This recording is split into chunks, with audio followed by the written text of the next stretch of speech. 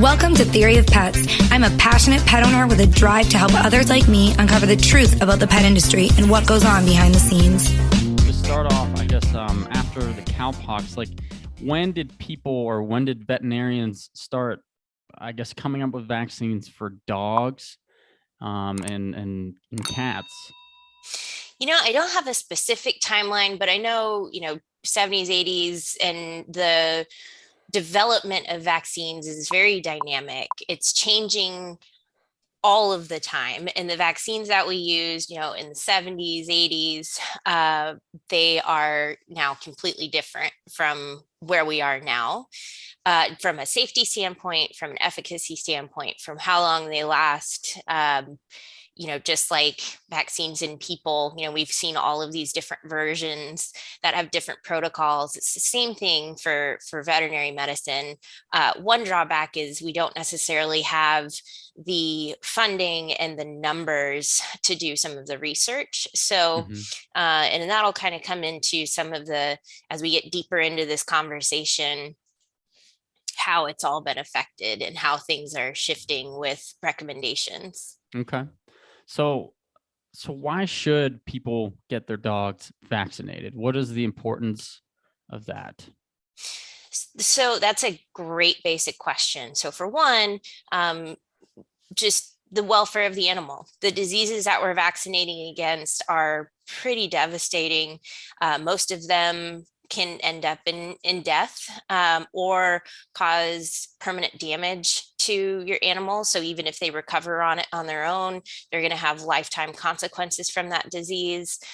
Also from a public health standpoint, rabies is, there's so many of these kind of big, scary, sexy diseases like Ebola and everybody thinks about that. But rabies is actually the only 100% fatal virus in people if left untreated. So it's got some pretty scary numbers, and how we get rabies is typically from wildlife or domestic animals. So rabies vaccinations have been so important in controlling such a scary disease from a public health standpoint.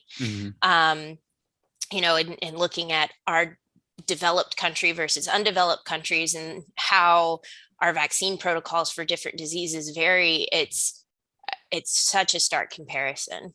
Okay. So rabies vaccine for dogs has been super helpful just for the pet ownership, like whole spectrum, basically in the United States, and I guess all around the world. Now, I guess were there any vaccines that you would say didn't work or were recalled here recently? What about those kind of vaccines? Were there any of those? Yeah. So just with anything, as time goes on, you realize the immediate consequences, and then you realize the long-term consequences, and then you go from these clinical studies, which are usually pretty limited in numbers, release it into the public, and then all of a sudden we have a much larger case study, so to speak, and then we really get a better idea of what the efficacy of that vaccine is. So one big one is feline infectious peritonitis in cats, or FIP. There was a vaccine for that, which we no longer recommend. It was not very effective. Another one is coronavirus in dogs. So for one, it was a pretty self-limiting disease, meaning it would resolve on its own. The clinical signs were relatively mild, and it was a very small window of age that these animals could contract it. So we no longer recommend vaccinating for those. There was a silly Giardia vaccine once upon a time that didn't really prove to be effective. And then right now, one that's not necessarily recalled, it doesn't really lump into this one, but the rattlesnake vaccine is under some pretty strong scrutiny and has some pretty varying opinions on it. But those are the big ones that come to mind.